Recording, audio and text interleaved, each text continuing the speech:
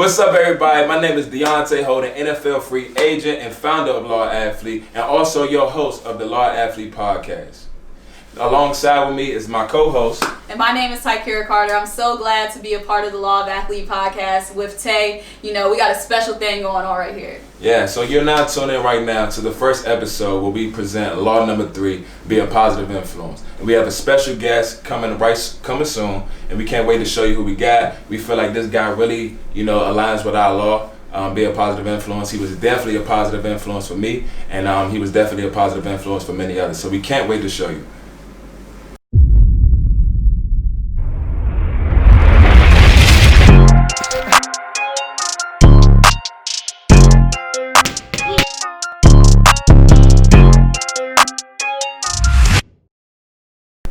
What's happening? Hey man, we doing good, man. Living life, can't complain, man. You know what I'm saying? Glad to have you on. No question, baby. Likewise, fantastically well, man. Good to see y'all doing good over there. Appreciate it, man. So if y'all don't know, man, we actually have Jeezy, multi-platinum, Grammy-nominated artist, entrepreneur, and philanthropist. I mean, the man do it all. I'm truly inspired by you. I'm so glad that you could be on this show right now. You are now tuned in right now into the Law Athlete podcast with Law number 3, Be a Positive Influence. And I would say you have been a positive influence on my life. I would like to say first, thank you for allowing me to be a part of your agency, Sports 99. And also, it's been a true blessing to be a part of it, man. The fact that you support not only my athletic dreams, but support what I want to do outside of the field. It means a total lot to me, man. You know what I'm saying? And on top of that, you also blessed us. We got this Defiance fuel water right here. I mean, we stacked up with Defiance fuel. Yeah, man, we not stacked up, man. I don't know where y'all got this water from. I think y'all got this water from the heavens. This joint tastes like it's what. Refreshing. Yeah, exactly. You know what I'm saying? We tried to pass it out to the team yesterday. I almost lost my arm trying to pass it out. We only had one more bottle left. You know what I'm saying? Yeah, you gotta hold that tight, man. Yeah, you gotta hold it tight, man. The pH balance on that thing is ridiculous. Okay? Already, first and foremost, man, just congratulations on all your endeavors. And, you just spreading, your dreams out and just not keeping them in one place, bro. Like, this already a good look. You know what I mean? You're going through it, and you're already working on your 10 after you get done killing them out there. So that's what's up, bro. Most definitely, man. We definitely gonna make it, man. We definitely gonna make it. And, with your help, man, this thing gonna go far. So I really do appreciate it, man. For sure, man. I appreciate y'all for having me. How was your day, man? You had a good day and all that good stuff? Yeah, man. Just moving around, getting it done. Some interviews, a little business here and there, a lot of business there and there. You know what I mean? These days you got to be innovative. Facts. Because of the time. Facts. They're shutting everything down. So it's just one of those things, man. You got to just hustle with your mind. I like when you talking about that mind stuff. We're gonna speak on that mind right quick. Yeah. Yeah, it's your mindset. So you got to just use your mind to open up the doors that you want to open up and just go about things. It's just, because everything's slowed down. So you got a lot of time to think. And you just gotta turn those thoughts into actions, and not being able to just be out there physically. You gotta really be a forward thinker and think outside the box. True that. And you congratulated me, man, but we want to congratulate you. You got an album. You know what I'm saying? It's already released. The Recession II. Yes. Man. Hey, man. Look. I'm proud of you. Okay. All right. Sure. Yeah. 100. Yeah, sir. Recession II out in the streets right now. Yeah. It's one of them ones. I really worked on it like it was my first project. I really wanted to do something that was special and to captivate the times and to put the time in a capsule. Because I think life happens fast, and I think 5 months ago, we was out here fighting for our lives and our freedom. Facts. You know what I mean? And social media is so fast. 3 months later, everybody forgot about that. It's like it never happened. Facts. Everybody ready to go back outside. They're just waiting for them to lift up this band so they can go back out and live life. And I don't really think people know we went through a civil war. We really had to fight for this. We really had to get out here. We really had to come out in numbers to vote to change the narrative. We fighting right now with Stacey Abrams to get the Senate because all these things are important to us. But I think just sometimes we get blinded by not being present. Like we just caught up on whatever's going on in the world, social-wise, and not what's really going on, and right in front of our faces. You know what I mean? And by the way, it could be because you know, a lot of people can't come outside their house because of the quarantine. And the people that are outside, they so caught up in the being outside, they don't care what's going on. You feel me? Exactly. Yeah, for exactly. sure. They don't care about coronavirus. What would you Right. say, what would you say your most personal song is on your album that you felt like you really put your heart and soul into that sends a message, you know, to the people? And did you get that message across? Well, I think it's a couple, but I'll name a few. Praying Right was one of my favorite songs because, you know, my grandma used to really make me go to church. Like that was, like she was the one that gave me faith and to let me know that you always got somebody helping you fight your battles. And for me, you know, I pray for a lot of things coming up. You know, just better circumstances, food in the refrigerator, school clothes, and I just got in the habit of praying for things that I wanted. You know what I'm saying? Not things that I needed. Right. And I just feel like Praying Right, you know, just breaks that down because we all want to be rich. We all want to have nice things. But when you get those things and you still feel like you missing that void and you still empty, then you got to know what it is because success is a mindset. It's not nothing that's tangible. And when I had to realize that, just like, and that's a real key to life. Like when people stop trying to be perfect, trying to you know, look at failure like it's a problem.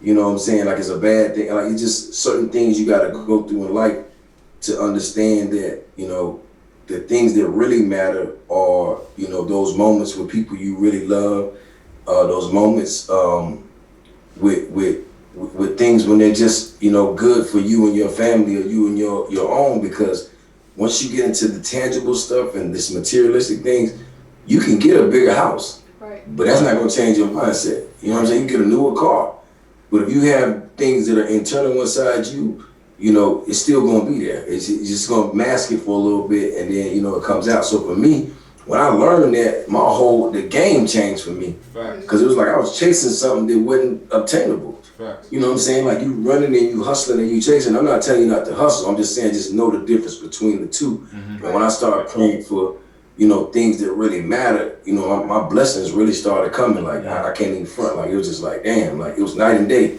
Right. And Praying Right just really opened those doors up for me, because it's like I prayed to be free. Right. You know what I'm saying? I prayed to be here. I prayed to, you know, to be in a position where my word and my voice matters. You know what I'm saying? And I can get up every morning and give it everything I got and be better than I was yesterday. And that's without me having to worry about going to prison or anything like that. And that happened. Yeah. So I'm blessed. It's like I can't even trip right now. You know what I mean? So I just want to pass that on to the next cat, because a lot of these cats getting out here and they're going to jail or dying to have things that they think that have value, and they're praying for these things. And when it's all said and done, once you drive that car off the lot, you know what I'm saying, it loses value.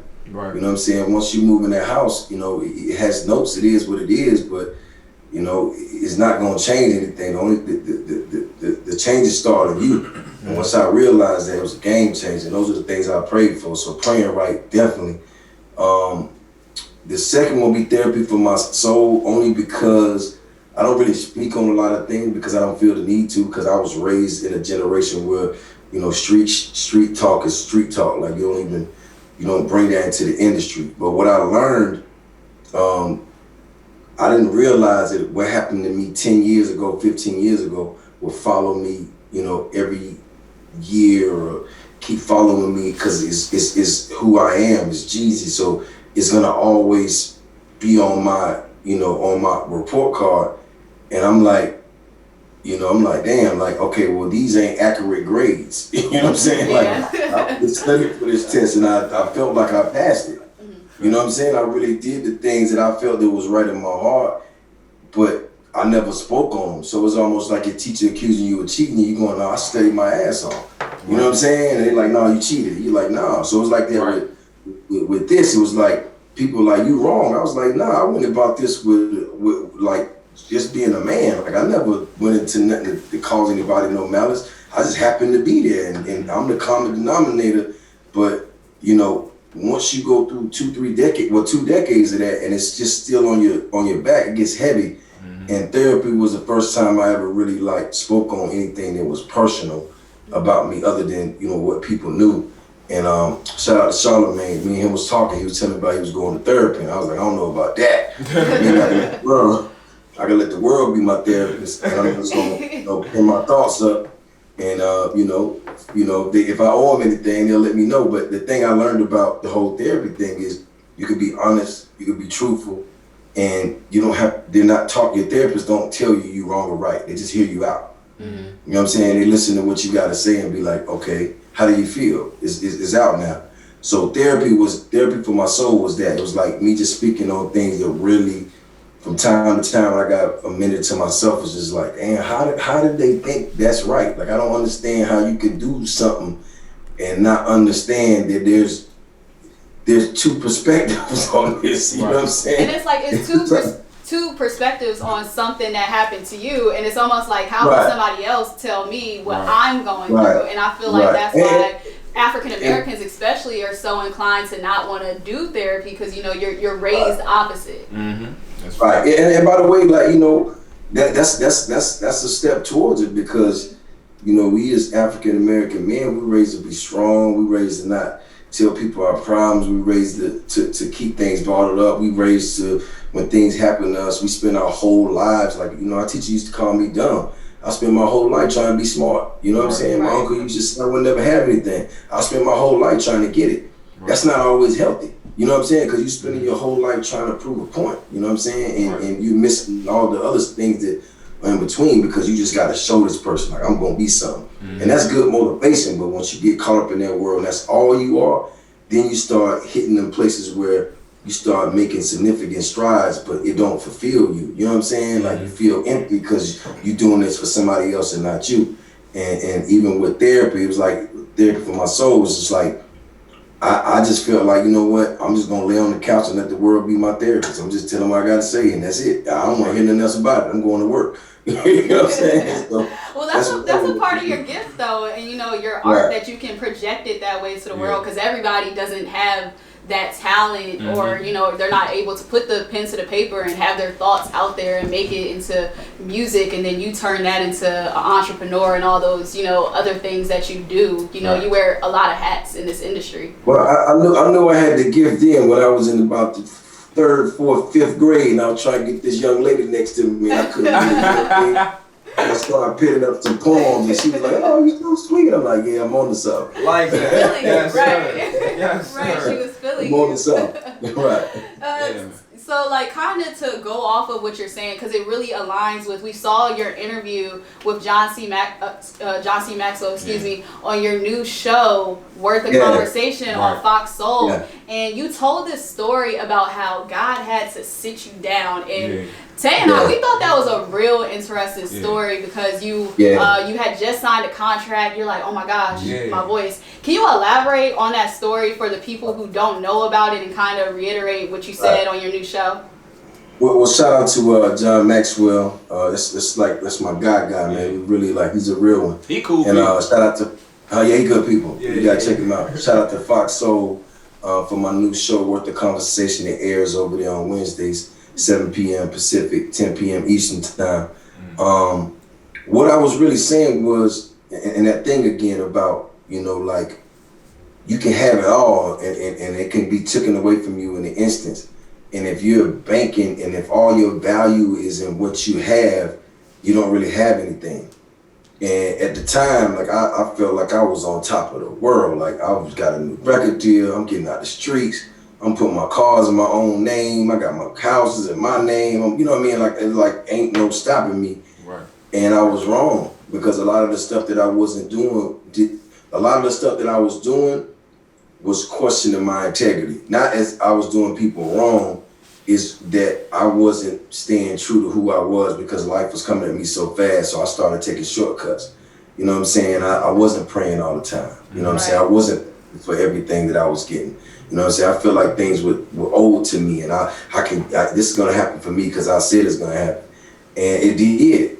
But at the same time, when I was performing, and I felt my voice just began to burn, my throat, and then when I left what I was doing, which was the Super Bowl in Orlando, and I was performing there at this club, I left and I woke up the next morning and I couldn't talk, and I just was like, okay, it's something that's gonna pass, but it never passed. So I had to go get surgery, and I didn't have insurance at the time, so I had to go pay cash, get surgery, and I just remember praying, like, you know, cause I'm 1 foot in, I'm almost to the promised land now. I'm like, people still owe me money in the streets, but I'm like, y'all can have the money, I'm going over here, you know what I'm saying? Right. So but now I don't know if this is gonna really pan out. So I done left my street life and I'm over here.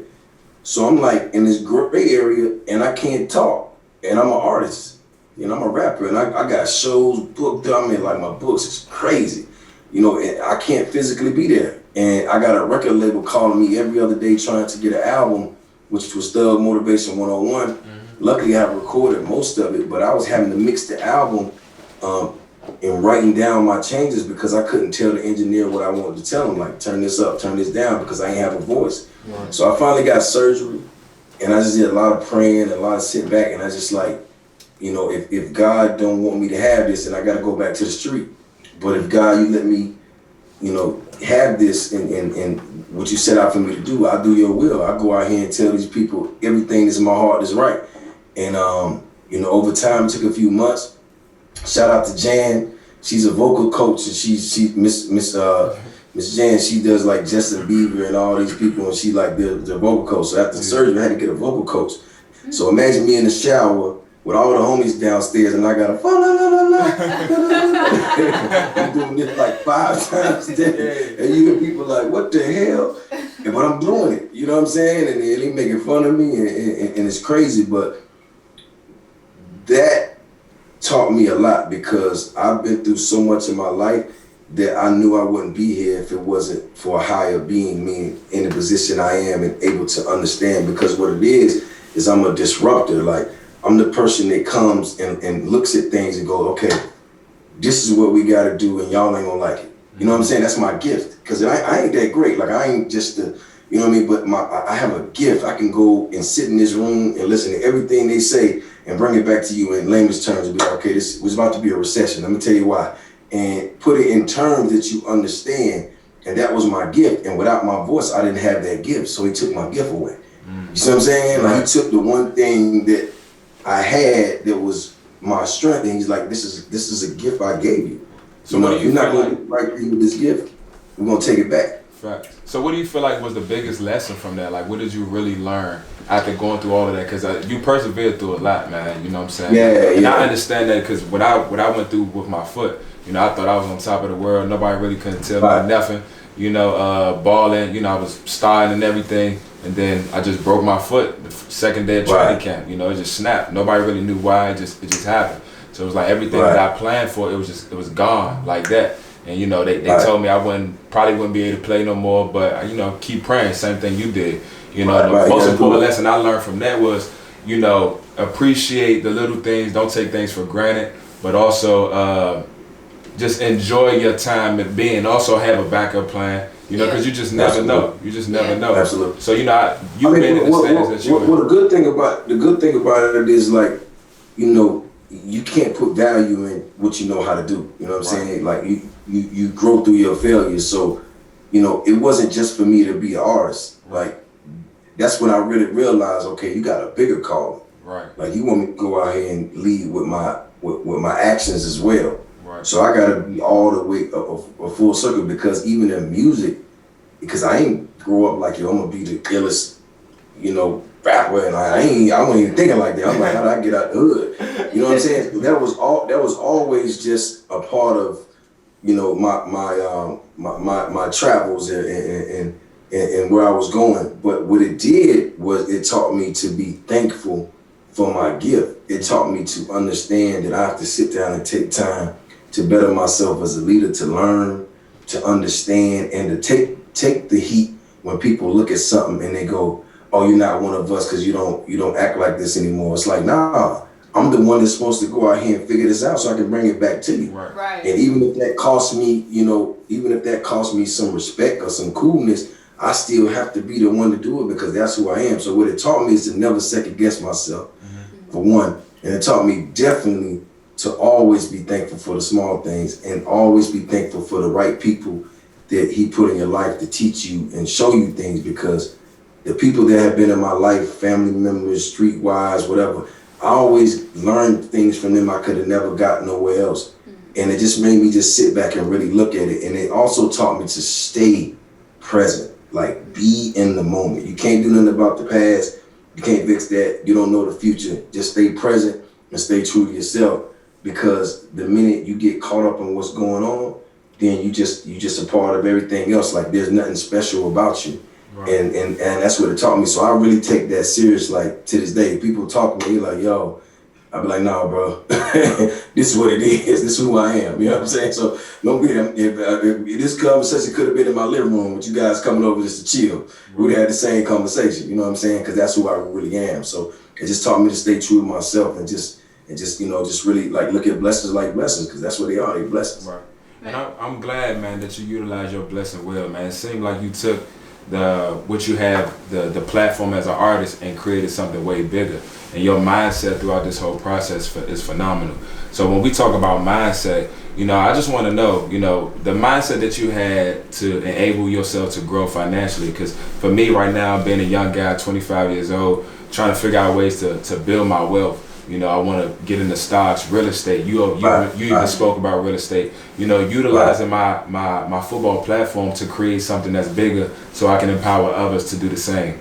And I can sort of piggyback off of that. I'm 25. I live at home. My parents are so adamant on like not making me pay rent because I am fully employed and stuff like that. So stack my bread. They're so big on that and like breaking generational curses. And they did everything that they had to do so I can do what I want to do in life and stuff. So the financial piece is huge, and I think it's huge for people in sports, if you're the life after sports, in a field like yours, and in so many things in life. And I feel like it's something that a lot of people miss out on because we want to have the luxuries and walk around with the nicest clothes and stuff like that, but it has to start somewhere where you grow that financial overall well-being.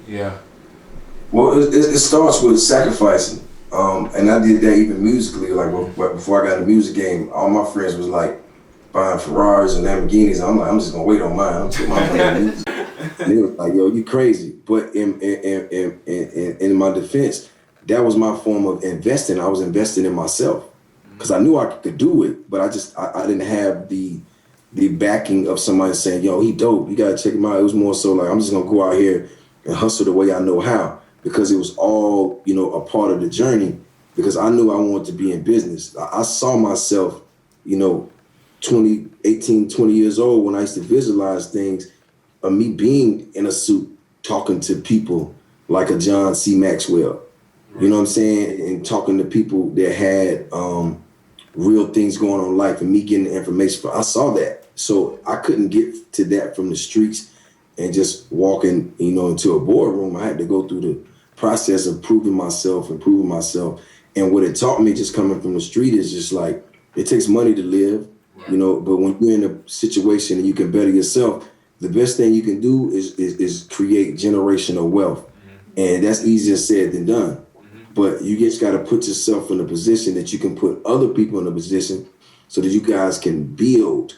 You know what I'm saying? Because once everybody has resources, once everybody has contacts, once everybody has relationships, it just opens up this world you can't do by yourself. And I had to learn you can't do it, just by yourself. You have to have a team. But as you building your team, you got to have because people are going to a situation where they think, I'm going to sell you this product. But really, you got to sell yourself first, because I don't know if I'm going to buy the product. So once you get that and you understand that, but you can't, I had people tell me all the time, you should just, focus on music. Like, how was that so? That was never the focus in the beginning. Right. You know what I'm saying? The focus in the beginning was to be into other things that I'm fascinated about. I'm fascinated with real estate. I never, I used to tell, I was coming up, I was 18, 19. I was like, yeah, I'm big real estate. I didn't know what the hell I was talking about. But you know what I'm saying? I got there because I believed that one day I can own some stuff, because growing up, we didn't own nothing. My mom stayed in a single wide trailer that I paid $3,500 for. You know what I'm saying? The real joints with the tin around it. If the wind blow too hard, it's a wrap. You know what I'm saying? Right. So we didn't own anything. I mean, I remember going to corner store with my uncle, and, to get a little 50 E&J or some cheap, Cavassier or Cognac. Whatever was going to do the job. But when you look at Ariana Tequila and me just understanding how the culture works, and I came and put my my mindset and my grind into that, and what I knew as far as marketing, because I knew how to market myself, so I can market this and take it to the next level. Now you have that under your belt. Like, I took a beverage and built it up so that a major brand can come buy it, like Pernod Ricard, and buy it for hundreds and hundreds and hundreds of millions of dollars. You know what I'm saying? But that came from my mindset, just knowing that if I can get it in my hands, I can get people to understand it. And when you do that, you start to open up these doors and build these relationships and get in these circles, so you really understand how business works. I was talking to somebody on the phone today on a call, and the first thing he said, oh man, I'm doing these stocks, and man, I can't understand how Tesla is just, the stock is so high, and I don't understand it. I'm just listening to him. You know what I'm saying? I'm listening to him talk.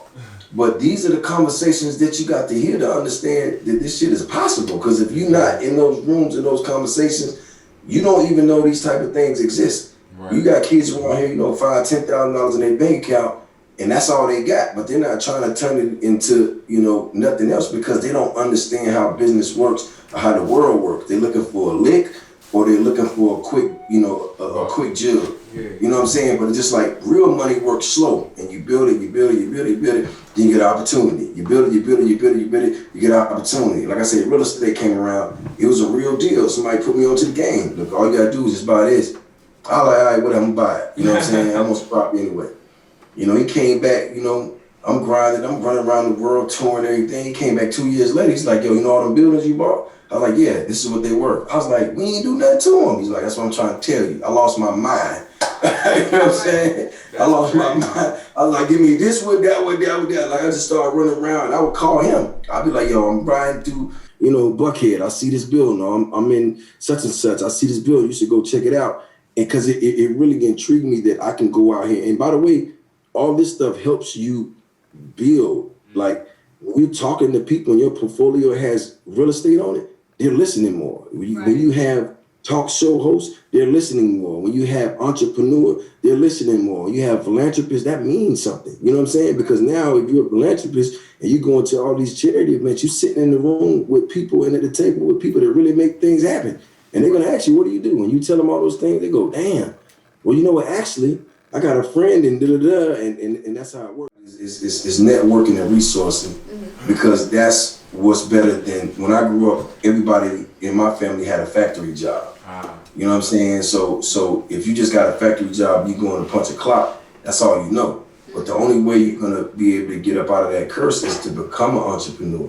So you have to invest in yourself. You have to invest in the products that you believe in. And then that's just a small part of it. You could take, Patron. The people who own Patron was Paul Mitchell. You know what I'm saying? They already had Paul Mitchell. They bought Patron, built it up and sold it. You know what I'm saying? So when you see these things, they're just buying products and using their money, investing in themselves. So I would advise anybody out there, I don't care what you got, if you believe in it, invest in yourself, because that's the only way that you're going to close the gap. You know what I'm saying? If you go work for somebody else, that's fine. I mean, you can do it, but also when you're working for them, make sure that they're helping you build a resume, and helping you build relationships. So when you come to them and say, yo, this is a great opportunity, thank you so much, thank you for everything you taught me. Now you get out there in the world, they're gonna give you their blessings. Now you get out there in the world, you got resources. Right. You got people, you got lenders, you got people who just trust you because you've done favors for them, and they're gonna do all these things for you. And that's how you build real wealth. You can't hit licks. If you hit a lick, it's a lick. I hit a lot of licks in my life, trust me. Them shits go like that. Facts, man. That's crazy, man, for real. So it's like, you talk about being an entrepreneur, being a philanthropist. How do you have time to give back to your community when you have so much stuff going on with your business life and your personal life? How do you do that? Because we only got 24 hours. You know what I'm saying? And specifically, we know you have Street Dreams Foundation, been going on for, quite some time now. Right. So how are you able to build all that and, being able to balance your lifestyle? Well. It's just balance is I don't think you can like balance anything because it's just like that. I think that word is like, you know, it's unreal because it always comes at you. But I think what it is having a great team for one, and then being passionate about what you do. So, you know, if it's set up right, and here go resources again. Like I was on the call with Tony Robbins. We talking about this. I'm telling him about street dreams. He's like, oh, I'm gonna buy 1,000 bikes, just like that. You know what I mean? That's a resource. You see what I'm saying? Shout out to Tony Robbins for that, because street dreams appreciate it. But that's me just being in the room, being able to talk to somebody who's gonna buy 1,000 bikes, and I'm gonna match them, but for my community. Right. You see what I'm saying? Right. But that's how that works. It's just like you go out and you get bigger resources and you bring it back. So, and for those of you that know, I started Street Dreams in my neighborhood, you know, almost 17 years ago. And I basically started it because we was outside making noise, hustling. All the kids were going to school, and it was like we was keeping them up. And I was like, the least you can do is give me 500. You give me 1,000. I know you was booming all week. You give me 2,500. And I put all the money together, and I went and got like bikes and book bags and dolls and stuff, and just gave it to them. And I was like, wow. And that's when I was in the street. So when everything just started happening, you know, and I was getting my blessings, I just made sure that I continued to give back. Of course, it could be bigger. And we always push for that. We just had our first annual snowball where we raised money for inner city kids. Mayor Keisha was there. I had, you know, all kind of business people there that was donating and making things come true. And to me, it's just like having a good team and just knowing where you can have the most influence and be most effective. Right. And most of that comes from like just knowing time. You know, Christmas is gonna be crazy this year because a lot of people couldn't work, just like Thanksgiving. So you know, and I remember watching American Gangster and watch Bumpy Johnson go out there, open up the thing with the turkeys and just give everybody turkeys. That's how you know what I'm saying? Like, but that's love, and I just feel like for me, like, you know, I've always been a modern day Robin Hood, so I'll just do it. I'll call my team like it was Christmas, like we got to really do something crazy this year, or you know, I can hear something that happened in a community where it was one instance where a family's home burnt down. They had 12 kids, and I got the call from one of my people, and I'm like, yo, what can we do? And then I was like, you know, it was like Thanksgiving is coming, so we went to Thanksgiving. I had Thanksgiving dinner with them. Wow. You know what I'm saying? Took care of their hotel bill until they was able to get a new home. But it's just like, it's things like that because they're not just philanthropy things. They're like personal gestures where you go in and you like, yo, like I feel what you're going through, because you know, if I didn't have my blessings, it could be me. Right. So I just think you got to just be true to it and just, you know, just when duty calls, you got to be there. You know what I'm saying? And other than that, you got to build resources throughout the year. So when it's time to give back on a major level, you got some help. You know. That's very true, man. That's very true. So, man, we really don't even want to take up too much of your time, man. I know you got a lot going on, but, you know, our last question, what is when somebody speaks to Jeezy, you know, what is that last impression you want them to have? You know, what is the legacy you hope to leave behind, you know, when your time ends, you know, because we all got to end. Oh, man. For me, I just hope that, you know, my words resonate with people. I hope that my actions lead the leaders, the ones that really want to make a difference. I hope that my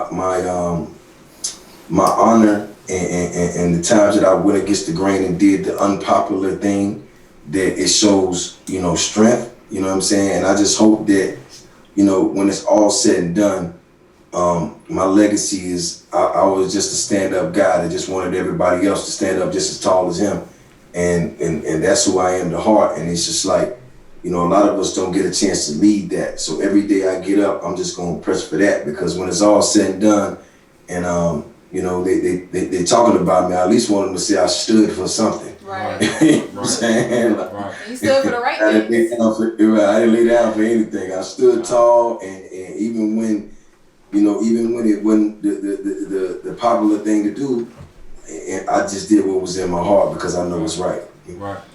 Right. Wow, man. It was so amazing getting to talk to you, getting to meet you. I would definitely say it's a dream come true. I remember riding in my car, bumping Jeezy with my dad, all young and stuff like that. My dad is he's a huge fan, so that's funny. And my brother, so great talking to you and meeting you and having this awesome conversation. I know I definitely learned from you today, and this will be something that sticks with me.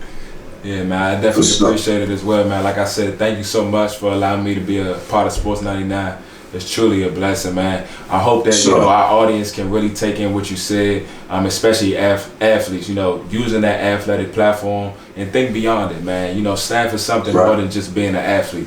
That's what we want to teach, man. Because we want to be a positive influence as being athletes. We want to grow that generational wealth. Because a lot of guys when they play in the professional leagues or women, after they're done, they go broke. So it's like you teaching, generational wealth and stuff like that would definitely help them out, man. Invest in real estate, get in the stocks, man. Put yourself out there and not be so closed-minded as just an athlete, because you're bigger than that if you can actually look at yourself as that. So we really appreciate you, coming out and being a guest on this show, man. Sure, I couldn't have said it better myself. Appreciate y'all for having me. And yeah, you make sure, like, while you staying at your folks' house, stack it to the ceiling. Look, my parents are so big on that. They be like, hey, I don't know what you on a rush to try to leave up out of here for. I be like, you right. Stack it on up. Stack it on up. Y'all be safe. Appreciate your time. All right, thank you. Appreciate you.